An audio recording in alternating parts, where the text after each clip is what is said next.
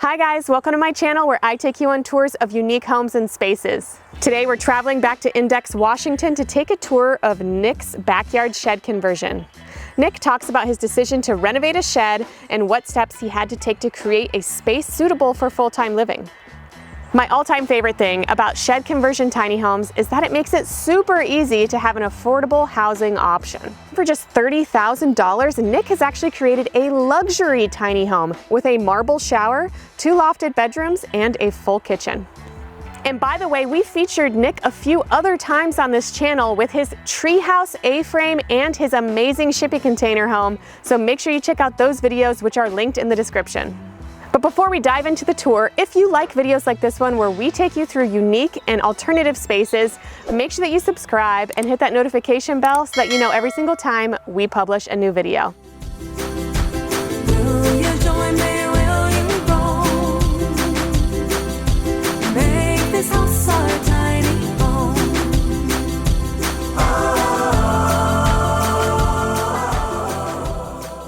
Hi, I'm Nick, and this is Clay Baby, my shed conversion tiny home.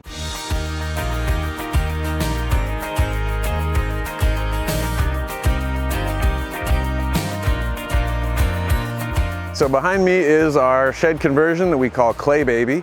Clay Baby is a name for a mudstone concretion that they find in the South Fork of the Skykomish River.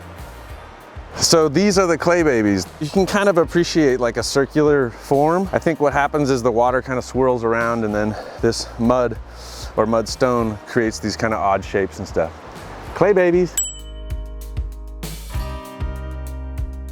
In 2010, my wife and I bought the first couple parcels on this property here in Index, Washington. It took about a year or two to fix up the first 2 buildings. The plan was to just use it to ski out of and to play in the river. I would invite friends or whatever, and occasionally they'd come, but many weekends would go unused.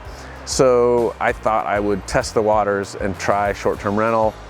I decided to do this shed conversion. So it wasn't as intimidating as a full build with foundation and big architectural plans because the shed was already made. And I could get one back in 2019 for about $8 grand. So I decided to pull the trigger on that, and Clay Baby was delivered.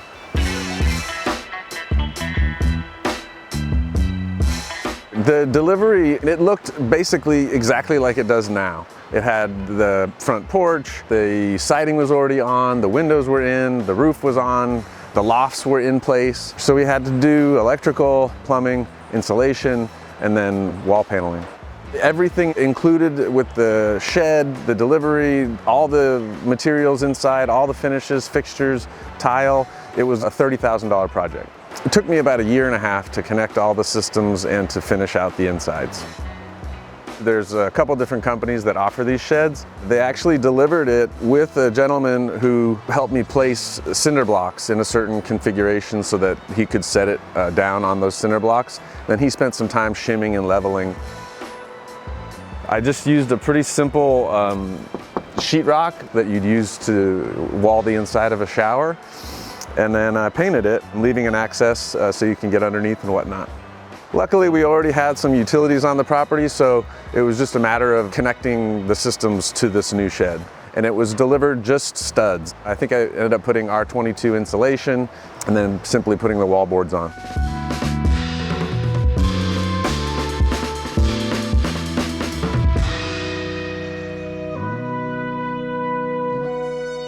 So the stairs that lead up to Clay Baby are from a big leaf maple that I had milled on the property.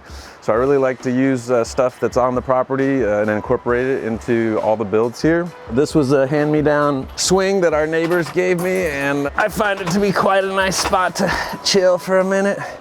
So Clay Baby really was my first true build, so to speak. What's so nice about sheds is they can be delivered right to any place, anytime. That takes a lot of the anxiety out of building in the winter or, where it's raining a lot, like in Seattle.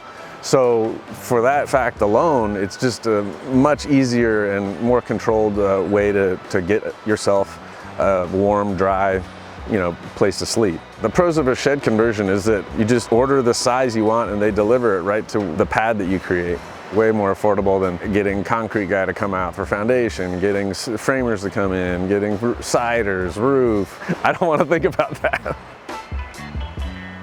A lot of thought went into positioning the shed so that it still had unique and beautiful characteristics that would attract, not only family and friends of mine, but for short-term rental guests. So in the end, I decided to position it facing the river here, almost a full 90-degree view of the river and the cliffs of Index. One of my favorite parts of the property here is this stage. Over the years, we've done a couple music festivals, but now we mainly use it for the kids to do skits. We have some, fairy lights hanging over and a new bench for folks to observe the antics. So Clay Baby really is just 12 by 20, but 4 feet of it is this front porch. So it's really 12 by 16 on the inside.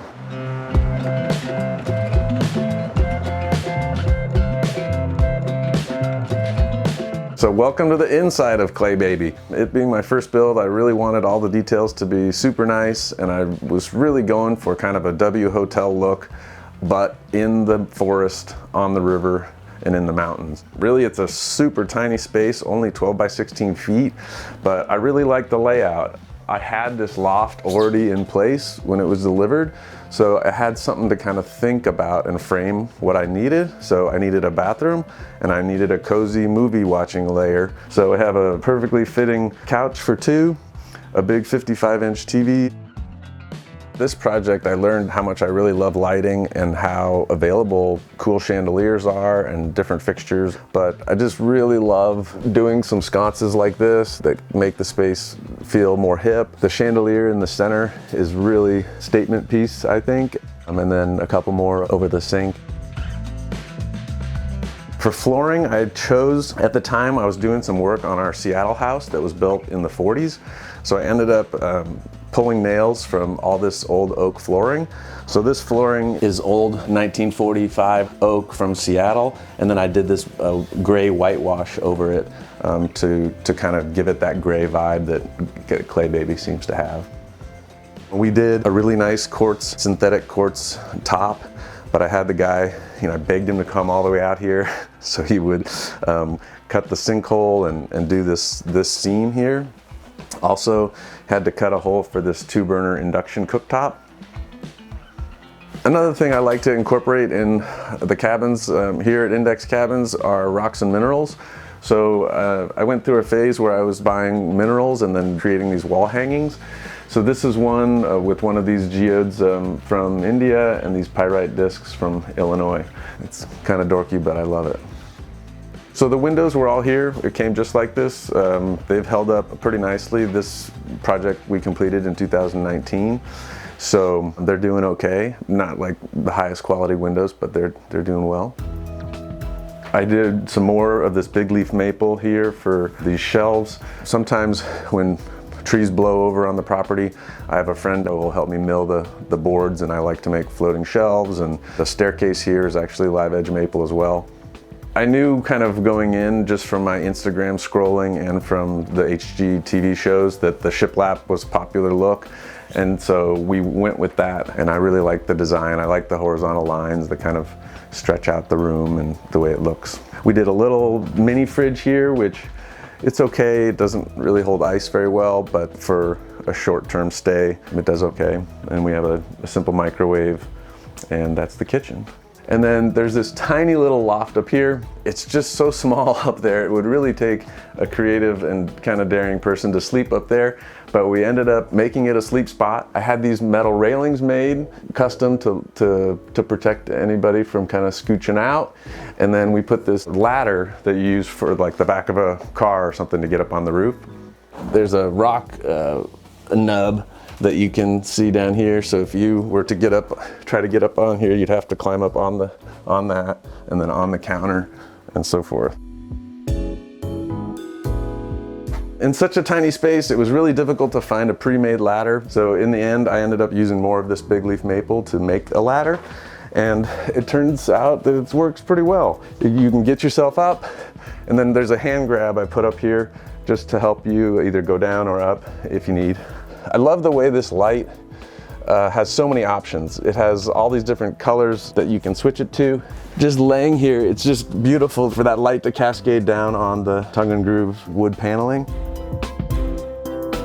It's really built for a two-person cozy cabin to sleep together and then, you know, sit together and watch shows and then explore the area around with hikes and stuff. I stayed here last Thursday night and it was terrific. I loved it, just a single person stay. And then I stayed here with my 13, 10-year-old and my wife and my dog, and it was a little too tight. So there's more of this live edge big leaf maple for a little shelf, or I like to kind of think of it as like a place where you could work. And you know, never before did we have air conditioning, but it's been so dang hot in the summers now that now all 6 cabins have air conditioning solutions for super hot days. When I planned the layout for Clay Baby, we ended up putting this wall in so that we could have the movie watching zone and the little bathroom. And I love this little bathroom. It's got this natural black slate with that heated floor, so that's really nice on your toes, that natural texture. We did a really compact little vanity, simple round mirror, but then the toilet is a special compact toilet, like a 25-inch to the edge of the bowl. It's a little more manageable here in this small space. We did a really, it's nice. I love this white marble and I've used it in some of the other cabins, but for such a small space, if you splurge a little bit on a natural stone tile or a super nice tile, it really makes the space feel more luxurious and more thoughtful. So it's a very small space, right? So I'm just about 6 feet tall, so we really don't have much room. This light has a fan inside of the light, and so that kind of accomplishes 2 things, the fan and the light in one fell swoop, which I like. This was kind of an issue. Originally, I had 2 shower heads here that would be shooting, you know, down on you like this, but I ended up only having a 19-gallon hot water heater, and it would take too much hot water. So I ended up taking one of the shower heads out.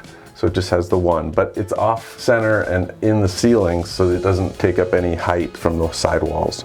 So to separate these 2 spaces, I got this giant extra wide door and hung it on a really long barn prefabricated thing that I ordered. And so you can close the door for bathroom privacy, and then you can close the door for your movie privacy. Or, you know, somewhat private. Yeah. Clay Baby goes from anywhere between $95 and $125 a night. So the return on investment happened pretty quickly, but it was really a smaller project with it only being $30,000. This could absolutely be a solution for temporary housing or affordable housing, and I would love it to proliferate more quickly so that we could get people in homes and out of their tents. Index Cabins now has 6 different units. My latest 2 builds, the sea containers and the tree frame, have certainly been the most popular, but then the older, smaller cabins also are quite wonderful just because they're really close to the river. This is a real surprise that this kind of evolved and fell into my lap, and I'm certainly happy it did just because it's such a fun, rewarding project. Thanks for checking out this week's episode. Please make sure to subscribe. And if you'd like to watch the videos about Nick's other builds, his shipping container home and his treehouse A-frame, you can check those out via the link in the description.